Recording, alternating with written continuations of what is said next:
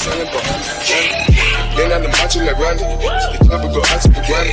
This nigga pull up your bandit. The killers understand it.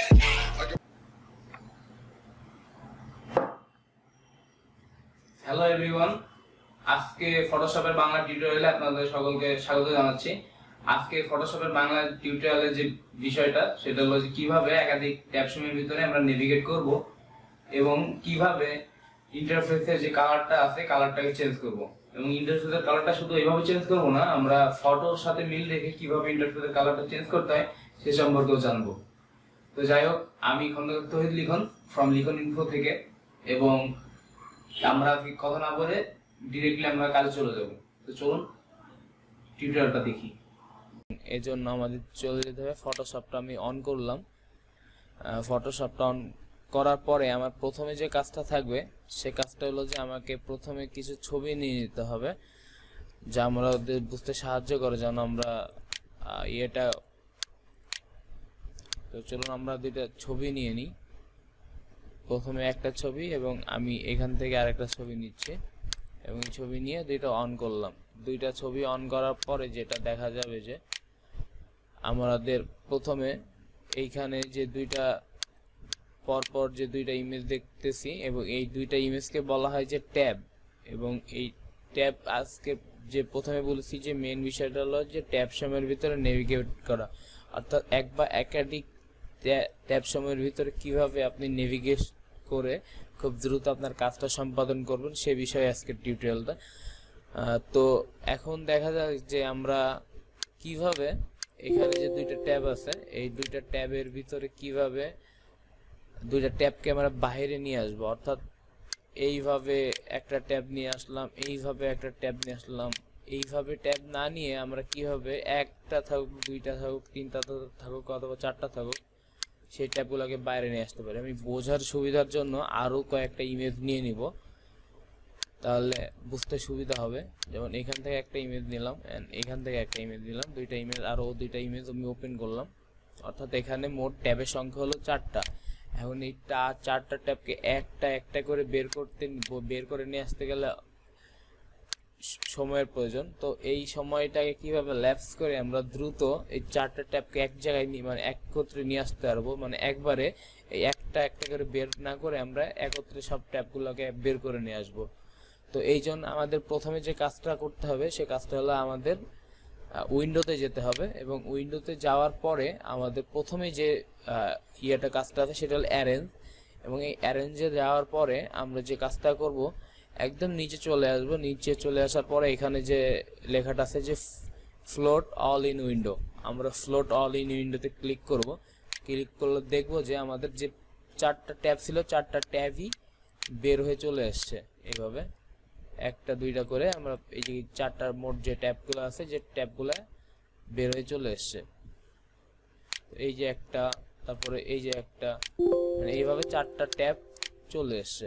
তো এখন যে কাজটা যে আমরা এই 4টা ট্যাবকে বের করলাম, এখন বের করার পরে আমরা কিভাবে আবার এই 4টা ট্যাবকে একত্রে আগের পূর্বের অবস্থায় নিয়ে যেতে পারি। এবং এই পূর্বের অবস্থানে নিয়ে যাওয়ার জন্য আমাদের যে কাজটা করতে হবে আমাদের আবার উইন্ডোতে যেতে হবে, এবং উইন্ডোতে যাওয়ার পরে আমরা যে প্রথমে যেভাবে অ্যারেঞ্জে ঢুকছিলাম আমরা ঠিক অ্যারেঞ্জে যাব, এবং অ্যারেঞ্জে যাওয়ার পরে এখানে আরেকটা অপশন আছে, সেই অপশনটা হলো যে কনসলিডেট অল টু ট্যাবস। এই যে এখানে দেওয়া আছে কনসলিডেট অল টু ট্যাবস। তো আমরা কনসলিডেট অল টু ট্যাবসে ক্লিক করব এবং দেখব আমরা কি হয়।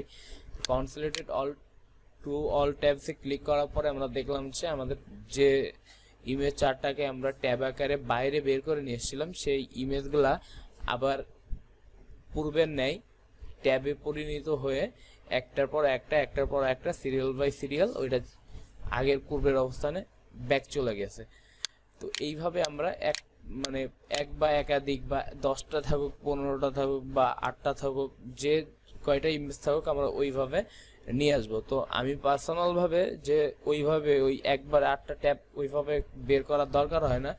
তো আমি পার্সোনালভাবে এই কাজটাকে সাজেস্ট করি না। যদি দরকার হয় একটা বা দুইটা দরকার হয় তাহলে এভাবে বের করে নিয়ে আমরা কাজ করতে পারি।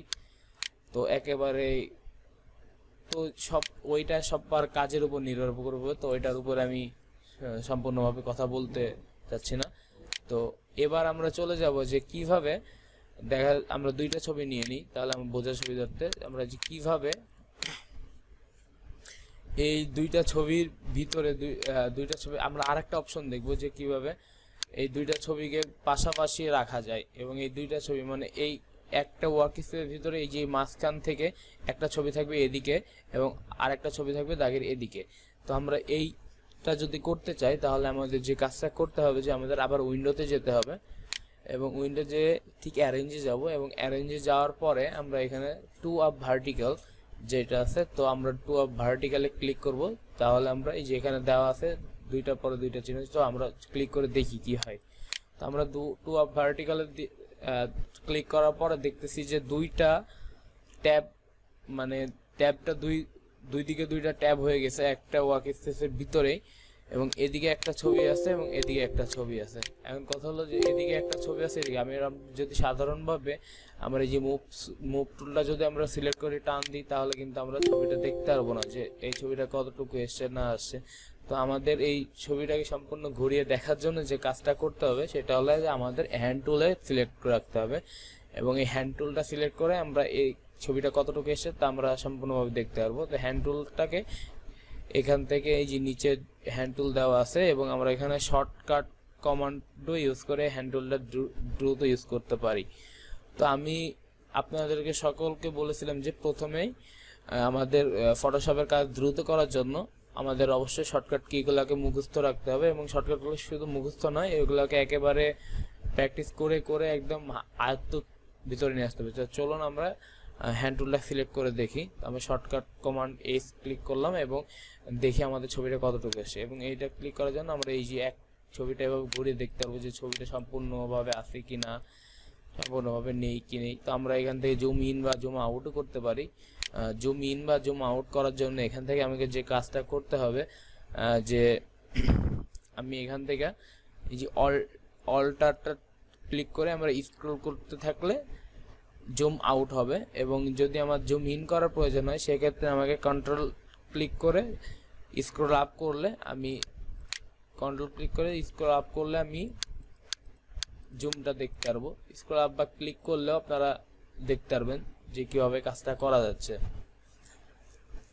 এবার আসা যে পাশেও সেম আমাদের এই হ্যান্ড টুলটা সিলেক্ট থাকার পরে আমরা এখান থেকে পাশে ক্লিক করে এটাও দেখতে পারি যে কতটুকু এসছে না আসছে। তো এটাও সম্পূর্ণভাবে এসছে, এবং আমরা দেখলাম এইভাবে নিয়ে আসা যায়, কাজটা করা যায়। এখন কথা হলো যে আমরা অনেক সময় কাজের সুবিধার্থে দেখা যাচ্ছে যে এমন হতে পারে যে এদিকে আমি হ্যান্ডল দিয়ে ক্লিক করে এদিকে মানে পাশাপাশি দুইটা ছবি একই সো এইটা বোঝানোর জন্য আমি একটা ছবি ডাবল নিয়ে আসি, যেমন এই ছবিটার আমি আরেকটা নেব সেম ছবি। সো এটা নেওয়ার জন্য আমাকে প্রথমে কাজ যেমন মনে করেন যে আমি একটা কাজ করছি, কাজ করার পরে এইটা পূর্বের কপি এবং পরের কপি আরেকটা নিব, এবং এটা নেওয়ার জন্য আমাকে অবশ্যই আরেকটা ছবি নিতে হবে, এবং এই ছবিটা নেওয়ার জন্য এটার ছবিটা আমি দেখে নিই।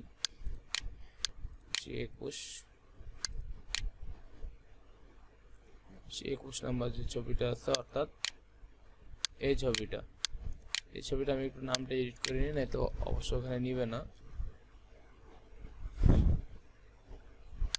আমি এই ছবিটা আবার একটা ক্লিক করলে এই যে দুইটা ছবি দেখতে পাবো, দুইটা ছবি কিন্তু সেম ছবি,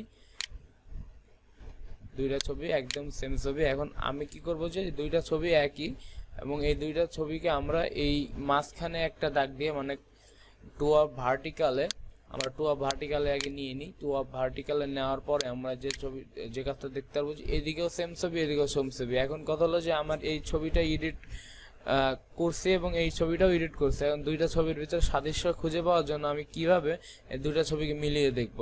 এখন দুইটা ছবিকে মিলিয়ে দেখলে এক্ষেত্রে দেখা যাচ্ছে এই যে হ্যান্ড টুলটা দিয়ে আমি এটা দিয়ে যদি ক্লিক করতেছি হ্যান্ড টুল দিয়ে, তাহলে দেখা যাচ্ছে যে এদিকে একটা ছবি মানে শুধু এদিকেরটাই নেভিগেট হচ্ছে, কিন্তু এদিকেরটা আমার এদিকেরটা যখন ক্লিক করছি তখন এদিকেরটা নেভিগেট হচ্ছে। এখন আমাদের দরকার যে দুইটা ছবি একত্রে নেভিগেট হবে, এবং আমরা দেখব যে কোথায় কি কোনটা ভুল আছে কোনটা ভুল নাই সেই সম্পর্কে আমরা দেখব। তো এই জন্য আমাদের যে কাজটা করতে হবে যে আমাদের হ্যান্ড টুলটা সিলেক্ট রাখা অবস্থায় আমরা শিফট প্লাস স্পেস বার চেপে আমরা এই ছবিটার উপরে ড্র্যাগ করতে থাকবো।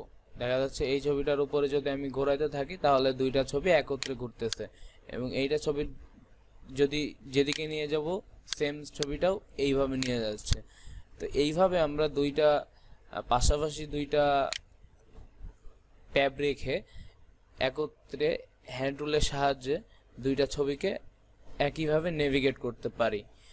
তো এইবার আসা যাক যে আমরা কিভাবে আমরা এটা আবার ব্যাকে চলে যাচ্ছি, এবং ব্যাকে চলে যেয়ে আমি আবার কনসোলিডেট অল টু ট্যাবসে ক্লিক করলে আমাদের দুইটা ছবি আবার পূর্বের ন্যায় চলে আসলো। এবার আমার যে কাজটা আমরা করব সেটা হলো যে আমাদের এই ছবিটা আমরা দেখতেছি, এই ছবিটার পরে ব্যাকগ্রাউন্ডে আমরা যে ডার্ক গ্রে কালারটা রাখছি, এখন আমাদের অনেক সময় মনে হতে পারে যে ডার্ক গ্রেই কেন, আমরা যদি অন্য কোনো কালার দিই সেই কালারটাও তো এখানে থাকতে পারে। হ্যাঁ, অবশ্যই থাকতে পারে, এবং সেই জন্য আপনারা আপনাদের পছন্দ মতন কালার সিলেক্ট করে দিতে পারেন, অথবা এই যে ফটোশপে যেসব ডিফল্ট কালারগুলো দেওয়া আছে এই কালারগুলো ইউজ করে ব্যাকগ্রাউন্ডটা চেঞ্জ করতে পারেন।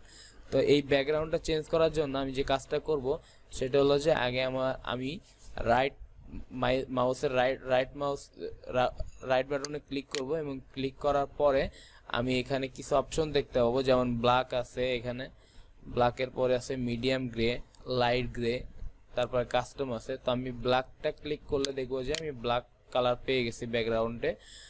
তারপর আবার দেখা যাচ্ছে যে মিডিয়াম গ্রেও যদি চাই তাহলে মিডিয়াম গ্রেও আমি নিতে পারি, বা এখান থেকে লাইট গ্রেও নিতে পারি। তো যেহেতু আমি কাজ করি এবং আমার এই কালারগুলোর মধ্যে আমার শুধু এই যে ডার্ক গ্রে কালারটাই পছন্দ হয়, এই জন্য আমি ডার্ক গ্রে কালারটা নিতেছি। এবার আপনারা অনেক কাজ করতে পারেন যে এই যে এখানে যে ছবিটা আছে ছবিটার সাথে সাদৃশ্য রেখেও আপনারা কালারটা সিলেক্ট করে ব্যাকগ্রাউন্ডের কালার চেঞ্জ করে ফেলতে পারেন। তো এই ব্যাকগ্রাউন্ডের ওই কালারটা চেঞ্জ করার জন্য আপনাদের যে কাজটা করতে হবে সেখানে আপনাদের এখান থেকে কালার আইড্রপার যে টুলটা আছে এই টুলটা সিলেক্ট করতে হবে, এবং সিলেক্ট করার পরে আপনারা যদি কোনো ছবি থেকে কালার নিতে চান তো সেক্ষেত্রে আপনারা এই ছবির থেকে কালারটাকে ক্লিক করবেন। এই যে দেখা যাচ্ছে যে এই যে এখানকার যে এই কালারটা যদি আমাদের দরকার হয়, এই কালারটা নেওয়ার জন্য আমরা আগে আইড্রপার দিয়ে ক্লিক করলাম, এবং ক্লিক করার পরে আমাদের যে কাজটা করতে হবে যে আমাদের এখানে পেইন্ট বাকেট টুল আছে, এই পেইন্ট বাকেট টুলটা সিলেক্ট করতে হবে। পেইন্ট বাকেট টুলে শর্টকাট কি হলো যে জি, আমরা জি ক্লিক করেও পেইন্ট বাকেট টুলটা সিলেক্ট করতে পারি, অথবা এখানে ডিরেক্ট ভাবে পেইন্ট বাকেট টুলটা সিলেক্ট করতে পারি। এবং এই পেইন্ট বাকেট টুলটা সিলেক্ট করার পরে আমরা যদি শিফট ধরে এখানে ক্লিক করি তাহলে দেখবো যে আমাদের ব্যাকগ্রাউন্ডের হুবহু কালারটা চেঞ্জ করেছি, যে কালারটা আমরা এখান থেকে আইড্রপার টুলের সাহায্যে যে কালারটা আমরা পিক করেছিলাম। এখন যদি এইখান থেকে এই আমাদের ছবির কালার দরকার না হয়, আমরা অন্য জায়গা থেকে কালার নিব, এইভাবে অন্য জায়গা থেকে যদি আমরা কালার নিতে চাই তাহলে আমাদের কাজটা করতে হবে যেখান থেকে আমাদের আগে কালার সিলেক্ট করতে হবে কোন কালারটা নিব। যদি আমি এখান থেকে রেড কালার নিতে চাই তাহলে রেড কালারটা এভাবে সিলেক্ট করতে হবে। আমি ওকে দিয়ে দিলাম, তাহলে রেড কালারটা চলে আসলো, এবং সেম ভাবে এখান থেকে আমাদের পেইন্ট বাকেট টুলটা সিলেক্ট রাখা অবস্থায় শিফট ধরে এখানে আমরা পেস্ট করে দেবো, তাহলে আমাদের রেড কালারটা চলে আসলো। এইভাবে আমরা বিভিন্ন রকমের কালার, মানে যে কালারটা আমাদের দরকার ছবির সাথে সাদৃশ্যপূর্ণ রেখে বা আমাদের মন মানসিকতার উপর নির্ভর করে আমরা সেই কালারটা আমরা এখানে বেছে দিতে পারি। তো এইভাবেই আমরা কালারটা চেঞ্জ করতে পারি। এবং আজকের যে বিষয়গুলো প্রথম থেকে বলা হয়েছিল যে আমরা একাধিক ট্যাব সময়ের ভিতরে নেভিগেট করা শিখবো, এবং আমাদের ওয়ার্কস্পেসের ভিতরে যে ইন্টারফেসটা আছে ইন্টারফেসে ওই যে ব্যাকগ্রাউন্ডে যে কালারটা চেঞ্জ করার যে কথা ছিল সেটাও আমরা আজকে করলাম। তো নেক্সট পর্বে আমরা ইনশাল্লাহ ফটোশপের আরও যে সামনের টিউটোরিয়ালগুলো আছে এগুলো দেওয়ার চেষ্টা করব। যদি আপনাদের কন্টেন্টগুলো ভালো লাগে এবং কন্টেন্টগুলো কন্টিনিউয়াসলি পেতে চান তাহলে অবশ্যই আমাদের চ্যানেলের ভিতরে একটা সাবস্ক্রাইব করবেন এবং লাইক অথবা ডিসলাইক দিবেন। লাইক যদি কন্টেন্ট ভালো লাগে লাইক দিবেন, অথবা কন্টেন্ট যদি খারাপ লাগে তাহলে অবশ্যই ডিসলাইক দিবেন। ডিসলাইক দিলে আমরা বুঝতে পারবো যে আমাদের কন্টেন্টটা কতটুকু সুন্দর হচ্ছে, শেষ পরে আমরা পরে কন্টেন্টগুলো আমরা ভালো করতে পারবো। তাছাড়া আপনাদের যদি কোনো রকমের ইনফরমেশন দরকার হয়, মানে any kind of information about technology, তো আপনারা অবশ্যই একটা আমাদের কমেন্ট ছেড়ে দিবেন, তাহলে আমরা আপনাদের কমেন্টগুলো রিপ্লাই করার চেষ্টা করব। তো আগামী পর্বে দেখার জন্য এবং আগামী পর্বে আমরা যে কাজটা করবো সেটা হলো যে কিভাবে বিভিন্ন পদ্ধতি অবলম্বন করে জুম করা যায়, একটা ছবিকে ফাইনালি জুম করা যায় সে সম্পর্কে আমরা আগামী পর্বে জানবো। তো আগামী পর্বের জন্য দেখার জন্য সবাইকে বলে এবং সবাই ভালো থাকবেন, সুন্দর থাকবেন, সুস্থ থাকবেন এই বলে আজ আমি আপনার আজকে বাংলা যে টিউটোরিয়ালটা সেটা শেষ করছি। Tata, bye bye.